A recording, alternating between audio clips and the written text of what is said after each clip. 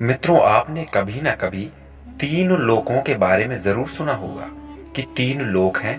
परंतु क्या आपके मन में ये उत्कंठा जगी कि हमें जानना चाहिए कि कौन से वे तीन लोक हैं और तीन लोक क्या होते हैं? तो चलिए हम आज आपको बताते हैं कि तीन लोक क्या होते हैं। सबसे प्रथम पाताल लोक। पाताल लोक अधोलोक है। इस लोक में राजा बलि अमर हैं। यह वरदान उन्हें श्री विष्णु भगवान ने दिया था। विष्णु पुराण के अनुसार 7 प्रकार के पाताल लोक होते हैं। यहाँ दैत्य, दानव, यक्ष और बड़े बड़े नाग जातियों का वास होता है। दूसरा लोक भूलोक है। भूलोक यानी पृथ्वी लोक, जिसे मृत्यु लोक भी कहा जाता है, जिसमें मानव और अन्य जीव जंतु निवास करते हैं।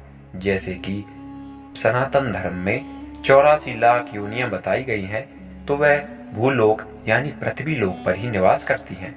तीसरा लोक स्वर्ग लोक है। स्वर्ग लोक उच्च लोक है।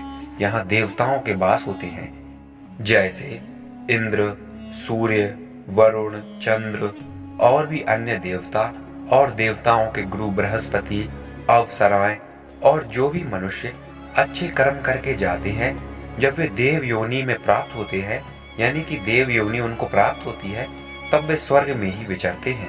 यही तीन लोक हैं।